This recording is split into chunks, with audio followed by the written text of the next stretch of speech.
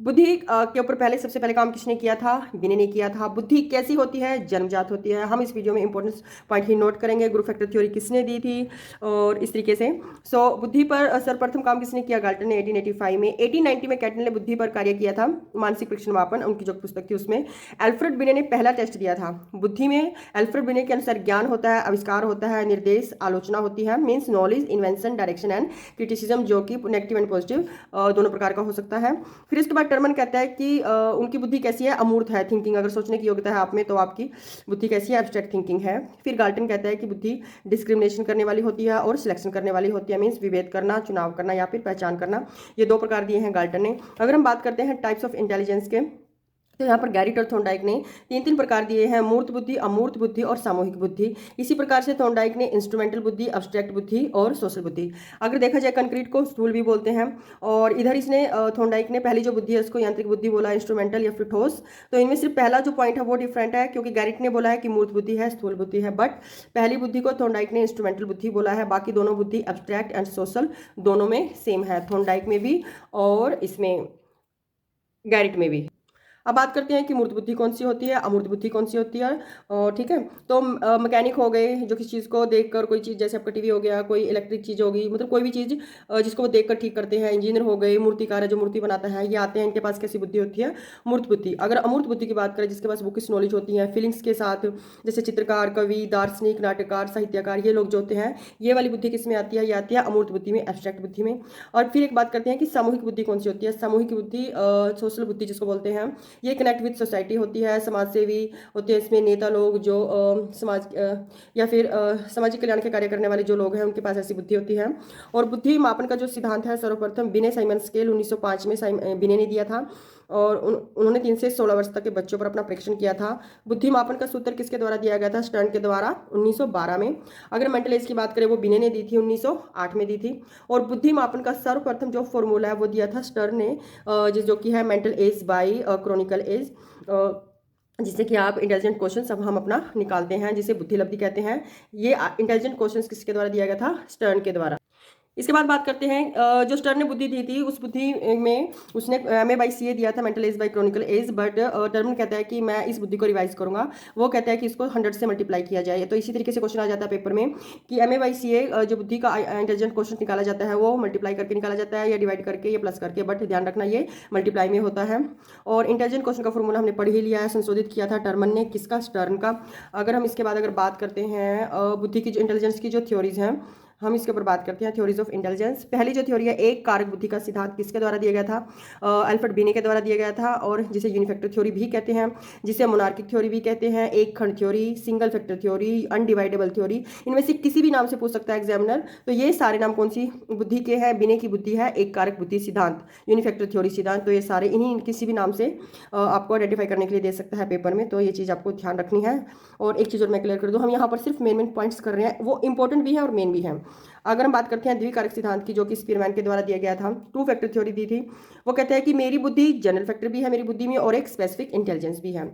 अब उसका जी फैक्टर है, वो कहता है कि वो परिवर्तनशील नहीं है, मतलब कि वो बाई बर्थ होता है, उसको हम चेंज नहीं कर सकते हैं। बट जो स्पेसिफिक इंटेलिजेंस है उसको वो कहता है कि अर्जित किया जा सकता है, और ये परिवर्तनशील होती है। तो स्पीरमैन ने दी थी टू फैक्टर थ्योरी, जिसमें जनरल फैक्टर है और स्पेसिफिक फैक्टर है। जो जनरल फैक्टर उसको वो कहता है कि चेंज नहीं हो सकता, बट स्पेसिफिक जो इंटेलिजेंस है उसको चेंज किया जा सकता है और वो अर्जित की जा सकती है। इसके कुछ समय के बाद वो कहता है कि जनरल और स्पेसिफिक इंटेलिजेंस तो है मेरी बुद्धि में, वो कहता है कि मेरी बुद्धि में एक फैक्टर और है जिसे समूह बुद्धि कहते हैं। ठीक है, तो ग्रुप फैक्टर थ्योरी कहते हैं, ग्रुप फैक्टर कहते हैं जिसको, ये स्पीरमैन ने दिया था। बट ग्रुप फैक्टर थ्योरी अगर आए तो वो थर्स्टन ने दी थी।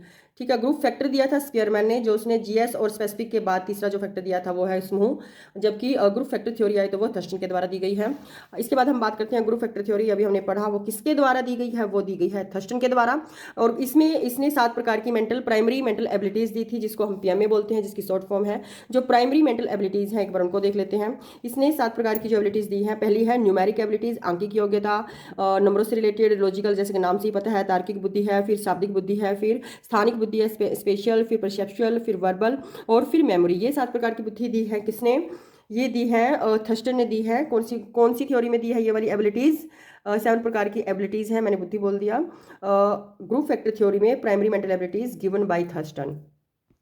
चौथे प्रकार की जो बुद्धि का सिद्धांत है वो किसने दिया है? थॉर्नडाइक ने दिया है, जिसको बोलते हैं मल्टीफैक्टर थ्योरी या फिर बहुकारक सिद्धांत, और जिसमें कि जो व्यक्ति है वो मानसिक क्रियाएं करते हैं। मल्टी फैक्टर थ्योरी को कौन सी थ्योरी कहते हैं? सैंड थ्योरी भी कहते हैं, इसे बालूरेट का सिद्धांत भी कहते हैं, अनार्किक थ्योरी भी इसे ही कहते हैं। तो मल्टी फैक्टर थ्योरी के और नाम कौन कौन से हैं जिससे इससे रिलेटेड पेपर में क्वेश्चन पूछ लिया जाता है कि सैंड थ्योरी कौन सी है, बालूरेट थ्योरी कौन सी है, अनार्किक थ्योरी, अराजकतावादी कौन सी थ्योरी है, वो कौन सी है? थॉर्नडाइक की मल्टी फैक्टर थ्योरी, ठीक है, जो कि मानसिक क्रियाओं से संबंधित है, इसी से वो अपनी मानसिक क्रियाएं करता है।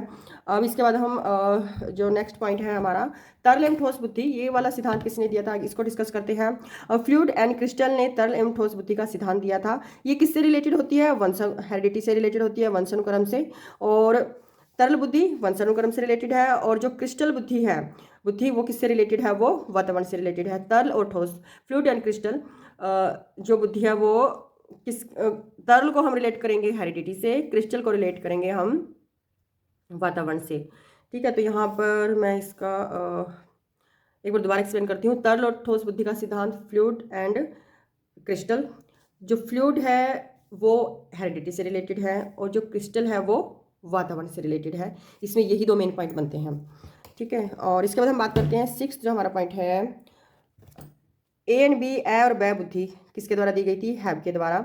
और इसकी जो इसकी ए बुद्धि है वो वंशानुक्रम से रिलेटेड है, और बी बुद्धि है वो वातावरण से रिलेटेड है। ए और बी, ए और ब बुद्धि किसके द्वारा दी गई थी? हैब के द्वारा दी गई थी। ए वंशानुक्रम से और ब वातावरण से, ठीक है। और इसके बाद बात करते हैं सैम्पलिंग थ्योरी ऑफ इंटेलिजेंस, ये जिसको बोलते हैं प्रतिमान या प्रतिदर्श बुद्धि, किसके द्वारा? थॉमसन के द्वारा दी गई थी। इसके नाम कौन कौन से हैं? सैम्पलिंग थ्योरी बोलते हैं, प्रतिमान थ्योरी, प्रतिदर्श थ्योरी, न्यायदर्श थ्योरी भी इसी थ्योरी को कहा जाता है। इसके बाद आती है मल्टी इंटेलिजेंस थ्योरी, ठीक है। ये हावर्ड गार्डनर ने दी थी, और बट जो एनसीईआरटी है वो केवल इसकी 8 बुद्धि मानती है। अगर पेपर में क्वेश्चन आता है तो आपको 8 करेक्ट करना है। और हावर्ड गार्डनर ने वैसे स्टार्टिंग में 7 दी थी सॉरी 1989 तक, बट उसने फिर 1998 में बुद्धि प्रकृतिवादी बुद्धि जोड़ी थी, और 2000 में उसने 9वीं बुद्धि अस्तित्ववादी बुद्धि को जोड़ा था। बट एनसीईआरटी के अकॉर्डिंग 8 ही बुद्धि हावर्ड गार्डनर की मानी गई है। तो पेपर में अगर क्वेश्चन आता है तो आपको 8 ही करनी है। वो कौन कौन सी बुद्धि हैं वो एक बार हम देख लेते हैं, जिसमें है अंकिक, तार्किक, न्यूमेरिक, लॉजिकल इंटेलिजेंस, इसमें म्यूजिकल इंटेलिजेंस है, सेकंड स्थानिक स्पेशियल इंटेलिजेंस है, और फिर शारीरिक बॉडी काइनेस्टिक इंटेलिजेंस है। 5th नंबर पर जो है इंट्रापर्सनल अंतःवैयक्तिक, और इंटरपर्सनल पराव्यक्ति। देखिए, इंट्रापर्सनल होता है खुद से रिलेटेड, ठीक है, और इंटरपर्सनल होता है दूसरों से रिलेटेड, ठीक है, पराव्यक्ति। तो इसको अंतर्व्यक्ति के नाम से पेपर में पूछ सकता है, पराव्यक्ति के नाम से इंटर को पूछ सकता है। इंट्रा हो गया पर्सनल, खुद से रिलेटेड, संवेग, और इंटर हो गया दूसरों से रिलेटेड। ये यही बात यहाँ पर लिखी हुई है कि ये दोनों बुद्धि इमोशन से रिलेटेड होती है, संवेगों से रिलेटेड होती है, इंट्रा पर्सनल और इंटरपर्सनल, ठीक है जी। फिर लिंग्विस्टिक भाषाई बुद्धि है, फिर नेचुरलिस्टिक प्राकृतिक बुद्धि, और जो इसने 9वीं बुद्धि दी है वो है अस्तित्ववादी बुद्धि।